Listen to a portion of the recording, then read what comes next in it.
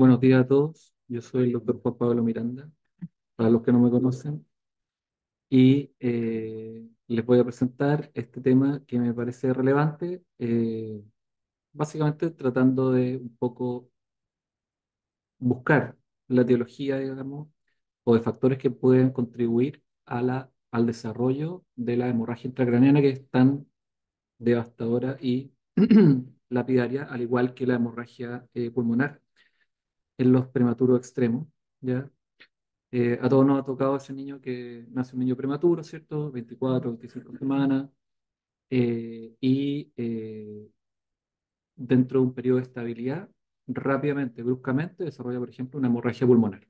Y el niño se muere ahí mismo, o si no, significa reintubar, pasar surfactantes, aumentar el soporte cardiorrespiratorio y hacer una serie de maniobras para tratar de salvar al bebé.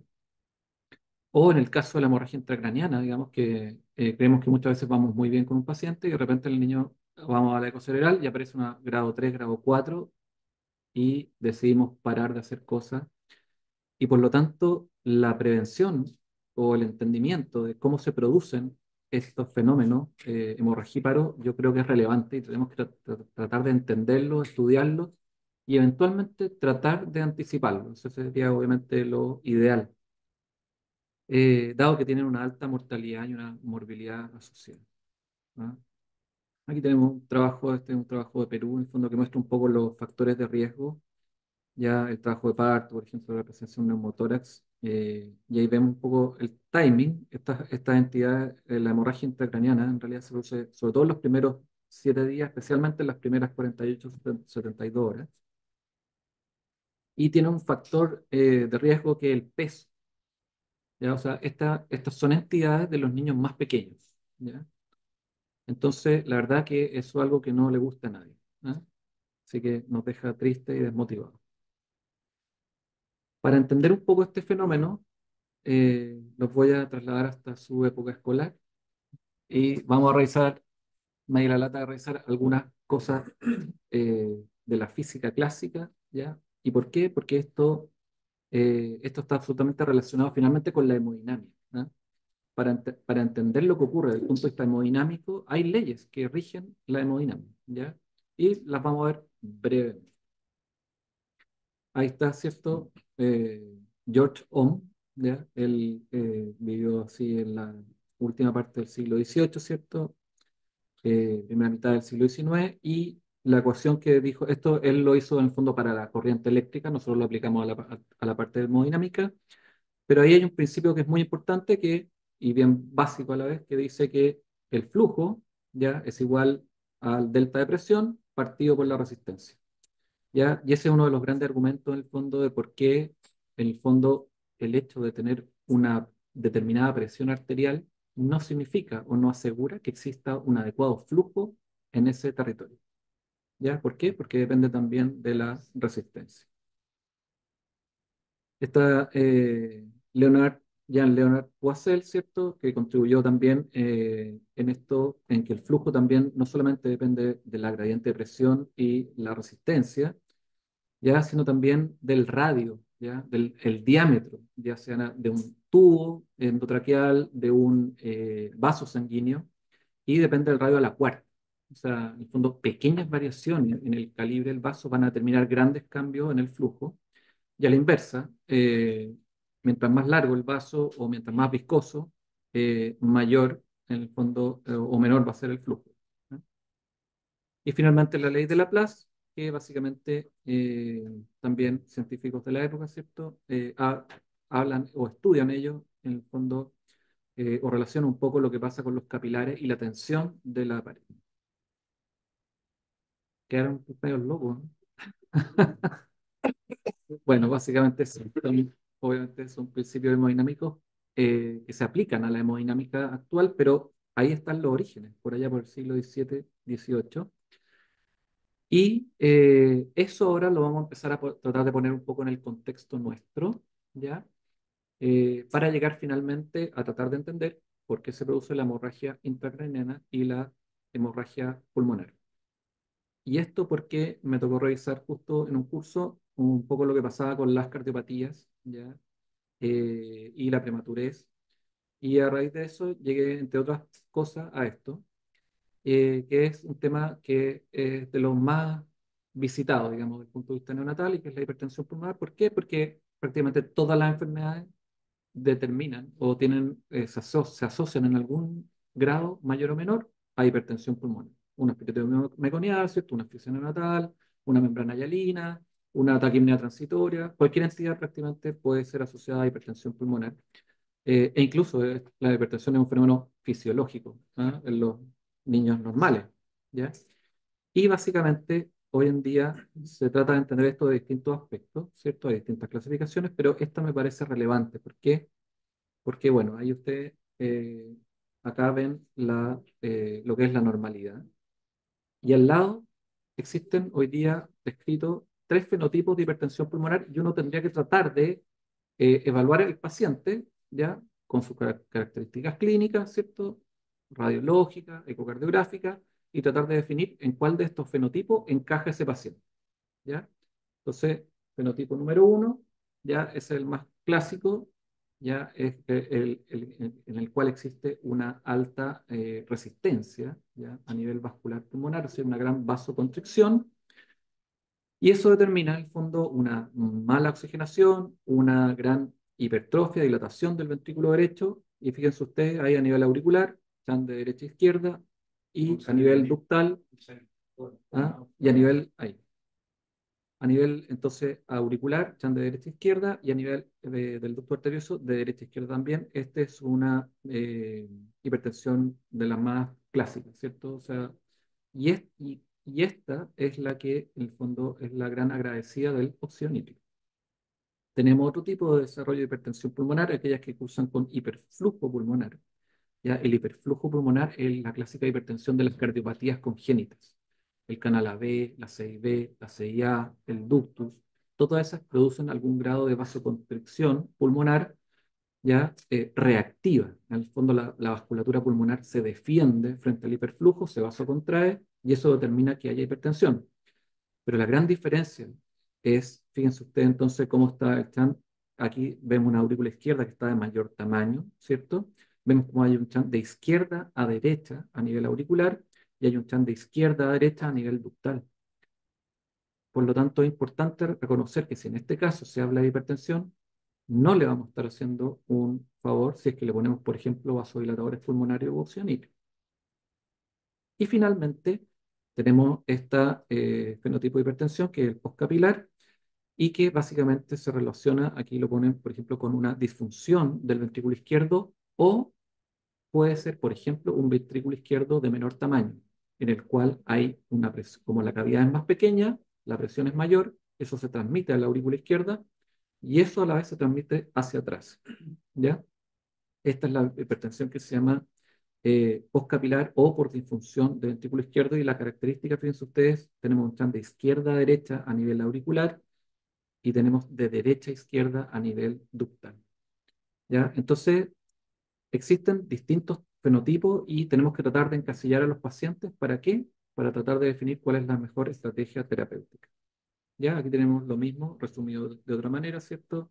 Fíjense ustedes cómo pueden haber distintos sitios, hay distintas entidades patológicas, distintas enfermedades o distintos sitios anatómicos donde se pueden producir entonces la hipertensión pulmonar.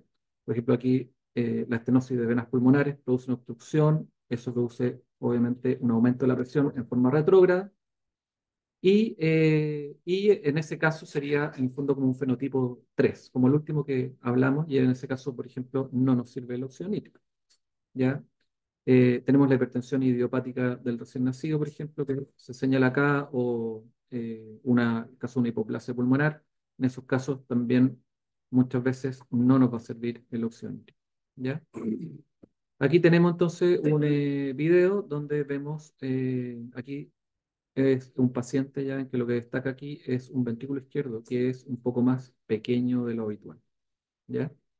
Entonces, si este paciente desarrolla hipertensión pulmonar, por ejemplo, uno tendría que tomar en consideración eso porque puede que la hipertensión esté en el contexto de una cavidad más pequeña y por eso es que está aumentada la presión y no porque efectivamente haya una vasoconstricción severa. Aquí tenemos un jet de insuficiencia tricúspide marcando 75 y fíjense ustedes aquí, este es un paciente conocido por la doctora Araya, en el fondo que ven aquí ustedes una aurícula izquierda muy, muy pequeña, ya con una gran hipertensión pulmonar asociada. Esta bobita tiene un drenaje anómalo, ¿ya? Entonces, en el drenaje anómalo se produce una hipertensión pulmonar severa, como ustedes pueden ver, una presión de arteria pulmonar de 75, ¿ya? Pero, pero el fenotipo que estamos identificando acá es el fenotipo tipo 3, ¿ya? O sea, por una obstrucción al lado izquierdo del corazón. Por lo tanto, si ustedes le ponen óxido nítrico o vasodilatadores, esa pomildrina, por ejemplo, esta agüita no va a andar, ¿ya? Entonces, esa es la importancia de reconocer estos patrones. Ya aquí tenemos, por ejemplo, un caso, un ducto, en este caso es de izquierda a derecha. Este es el paciente del cupo 4, ¿ah? Bastante buena contractilidad, chan de izquierda a derecha a nivel del ductus, chan de izquierda a derecha a nivel del foramen oval. Es bastante, ¿se fijan? Es bastante evidente reconocer que pasa la sangre de la aurícula izquierda a la aurícula derecha. Y eso habla un poco de la magnitud de las presiones y lo que está pasando a nivel hemodinámico, ¿ya? Ahí tenemos un poco el flujo de las venas pulmonares del mismo paciente, que se ve bastante bien. Ahí podemos identificar, ¿cierto? La onda S, ahí podemos identificar la onda D y nos faltaría un poco la onda A, pero teóricamente estaría ahí en ese espacio.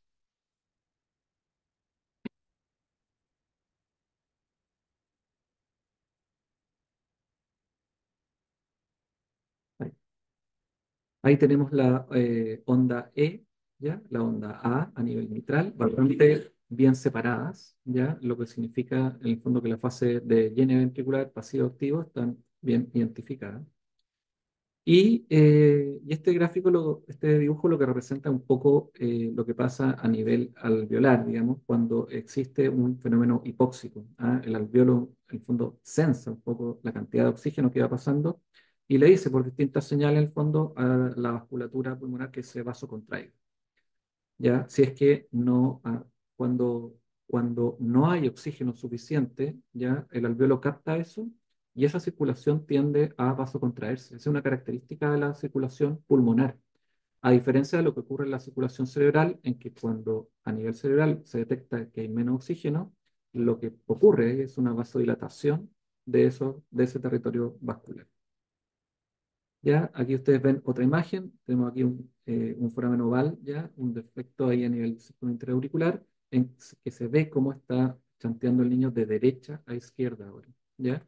Y esas características hay que estar atentos. Aquí vemos el ductus ahora, también totalmente de derecha a izquierda, ya, ahí tenemos uno bidireccional, y aquí tenemos un jet de insuficiencia tricúspide, esto es una hipertensión pulmonar severa, ya. Entonces, las características del chant a nivel del foramen oval y del ductus nos están orientando o guiando para saber lo que pasa en el territorio sistémico y pulmonar.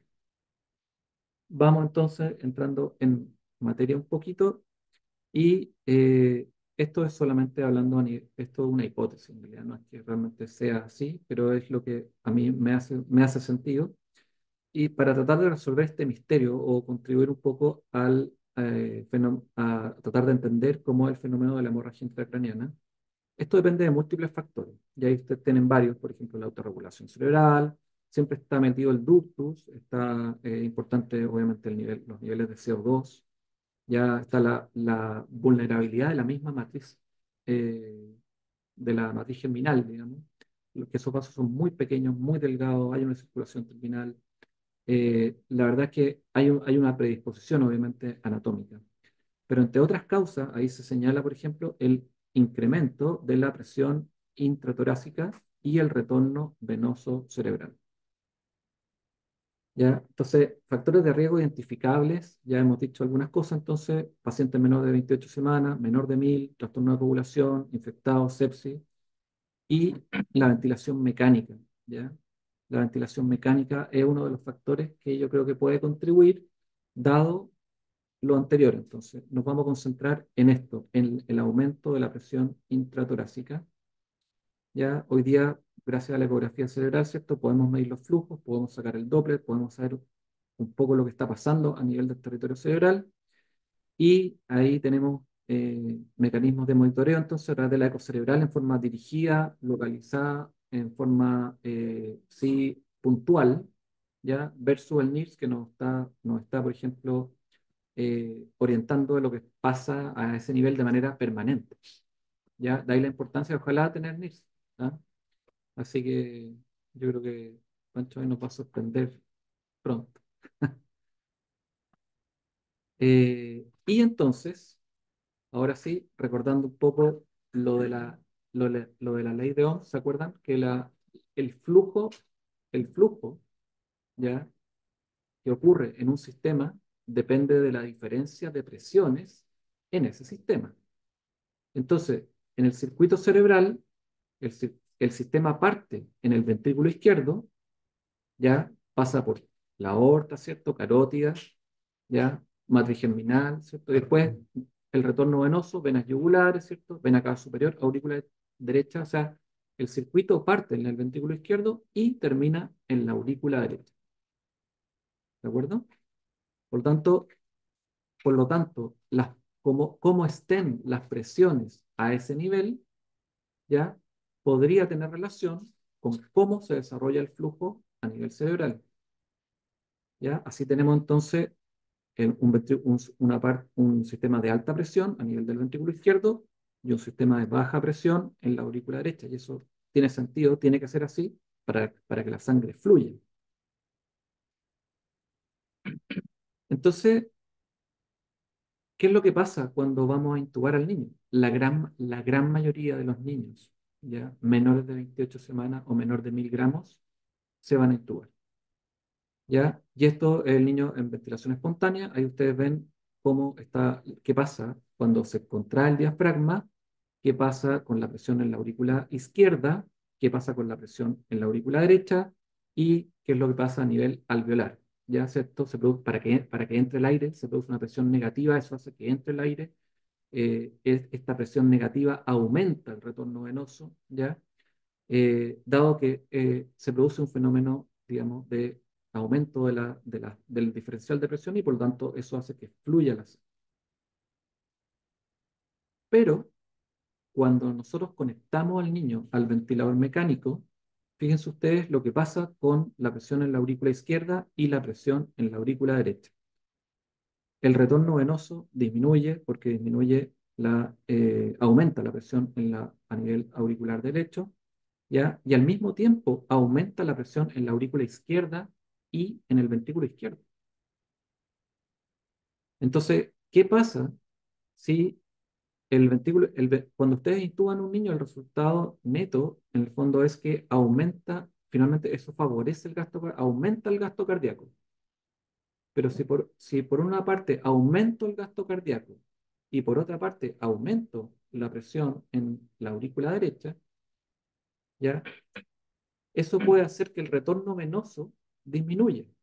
Y por lo tanto, eso podría hacer que la sangre, en cierto modo, se congestione a nivel cerebral, por así decirlo, y eso favorecer el fenómeno de hemorragia intracraneal. Misma situación para hemorragia pulmonar. Al final les voy a mostrar una imagen para que les quede un poquito más claro. Entonces, factores de riesgo para hemorragia pulmonar: un niño PEC, trastorno de coagulación, un niño séptico, el ductus, ¿ya? Siempre, siempre, siempre decimos, este niño tuvo una hemorragia pulmonar. Ah, claro, lógico, si tenía un ductus. Y yo creo en verdad que el ducto está bien, va a estar ahí, pero yo creo que en verdad no hay que poner tanto el foco en el ductus, sino más bien probablemente en otros elementos como el tamaño del BEI, ¿ya? O la presencia de una CIA-OS restrictiva en un niño con un BEI restrictivo.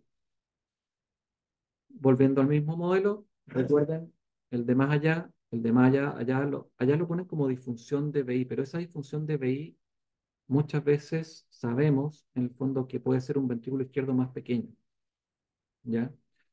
como el paciente del cupo 5. El paciente del cupo 5 tiene un BI, lo describían como una hipoplasia de BI necesariamente, pero después vimos que era un BI que llegaba hasta la punta, bastante bueno, mejor escenario que una hipoplasia de BI real, pero igual es un BI que es más pequeño. Entonces la pregunta es, si el BI es más pequeño, bueno, vamos a ver un poco qué nos puede decir el Doppler.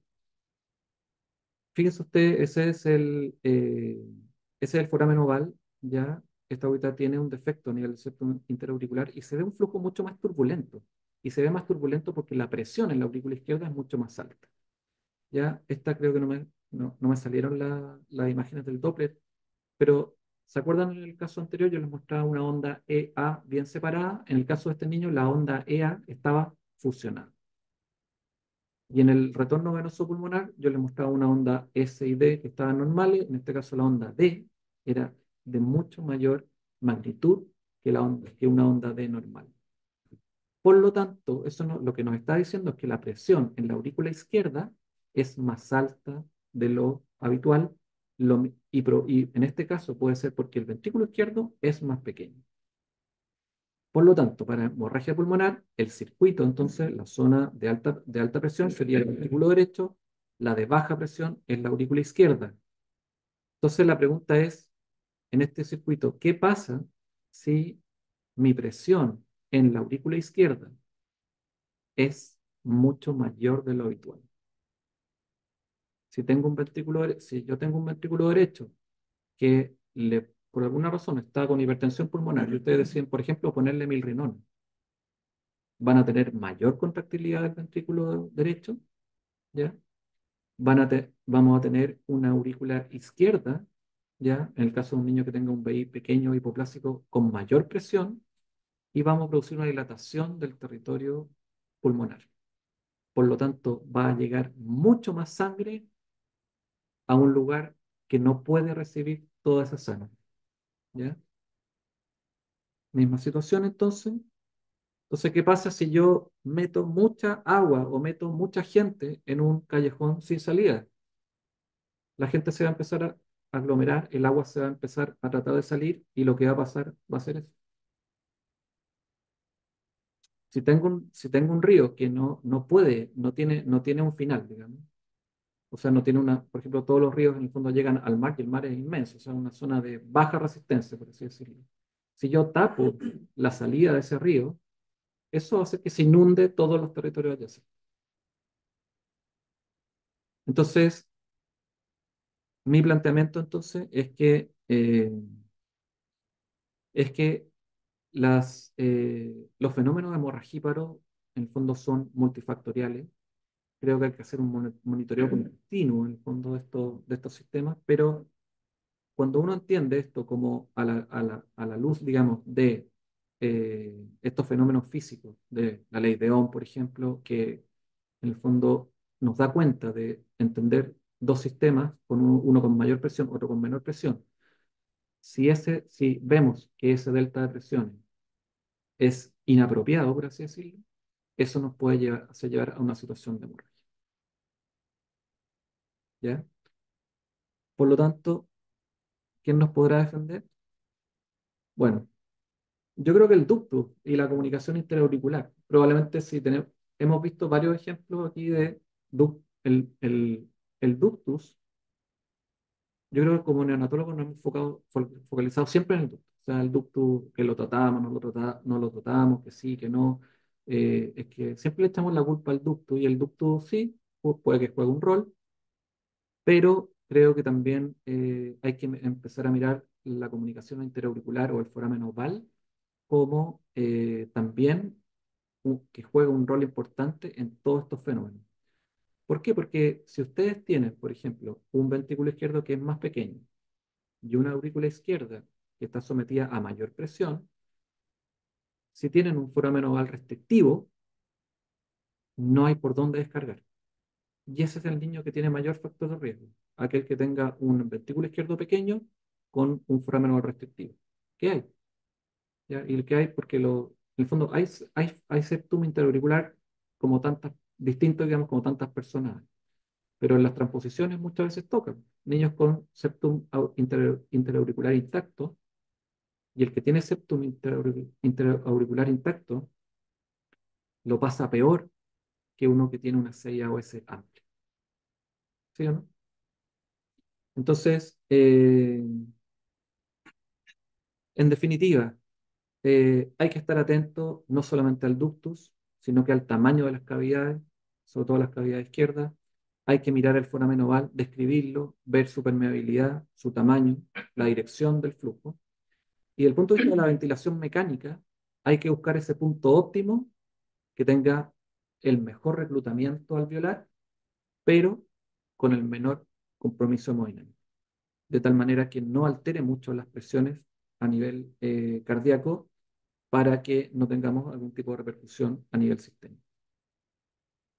Por lo tanto, a modo de conclusión, me parece que es fundamental monitorizar a los pacientes prematuros extremos con todo lo que tengamos, evitar las fluctuaciones permanentes y significativas de variables bioquímicas, gasométricas ya, y hemodinámicas.